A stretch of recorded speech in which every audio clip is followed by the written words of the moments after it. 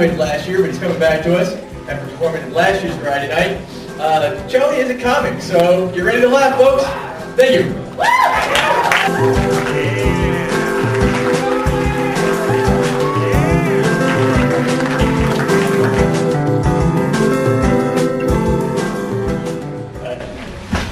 Hey, Charlie. Is everybody having a good time tonight? Yeah, Charlie! I can't see anyway. I love that thing that people do at like stage shows. Like everybody having a good time, everybody cheers. It means yes, it's an affirmative answer, but I think we should use it in other parts of our life. Say like a job interview. So did your internship teach you anything about business ethics? And you're just like, woo! Or, stand at the altar. So the pastor says, do you take this wife and woman your wife? And you're just like, yeah. And she might like the enthusiasm. And she won't like it. The other thing I love, it's mostly musicians, although we haven't done it here tonight. They comment on the smell of the audience. Like, oh, audience, you guys smell good tonight. And I don't get that. Like Dave Matthews does it all the time. I'm not going to comment on how you guys smell, but I'm sorry. You guys might recognize me, maybe not, maybe you think you do, but my little brother goes here, he looks just like me. So you can still tell him, great job Friday night. You won't carry their way. That's right. Speaking of people, like weird looking people, I have a fascination with it. I don't know if you guys do. So probably some of you are thinking, he's kind of weird looking. I'm thinking about some of you. I think this is why the camera phone is invented. Some guy walking along. Cool. That was a weird looking person, but it was too weird to tell your friends about. Like you can't describe this person. So he's reaching for a camera, doesn't have one. He's like, oh, I have my cell phone. And camera phone. Like my little brother and I were driving through Columbus. Great place. Kind of. And we pull up at this stoplight, and there to the right of us, there was this lady with the most incredible mullet we've ever seen. With the mullet, female mullet. It was like gray and kind of nappy, and it hung down like the small of her back. And he has a camera phone, and so I'm inching up, and I'm almost in the intersection, trying to get him so he can be close enough with his camera phone to get the picture. But it didn't really turn out all that well. But what's the deal with love? So I probably got buddy to throw Seinfeld in there, so I had to do it. But I'll go with it.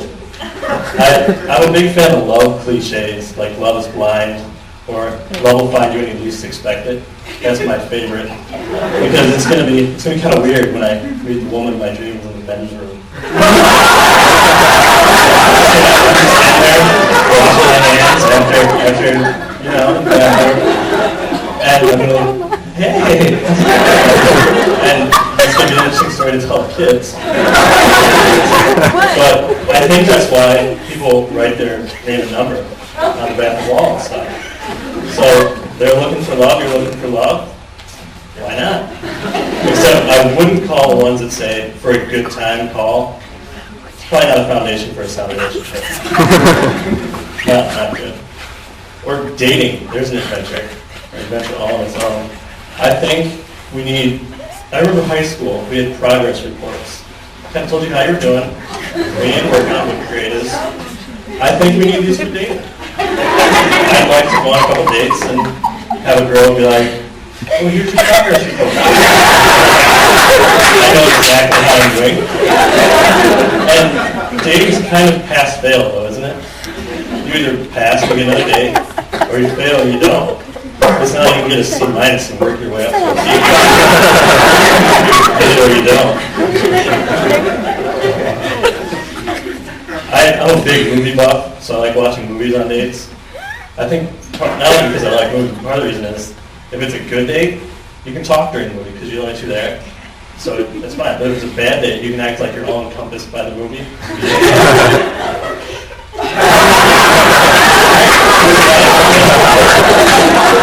I think it works. One of my favorite things about movies is the poster stupid movie question, or PSMQ or scoop. You know the scene, the two guys, they're sneaking through like the jungle or someplace bad, And there's always like an explosion or a big sound. And one dude looks at the other dude and he says, "Did you hear something?" "Oh, yeah, it was an explosion." We get it. Or it's the giant spaceship has come over Washington, D.C. and it's about to pulverize everything. And the guy's like, "Hey, did you see that?" Or Godzilla. Thanks. No, Godzilla's right there. We all get it. I was hoping this wouldn't happen, but I did lose my place. It was just so funny. I got a postcard from a friend a while ago. He was in Hawaii. And you want to finish it?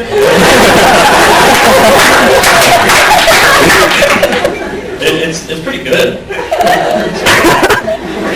And postcards always come to you when it's like 15 degrees out, 2 feet of snow, and it's getting colder.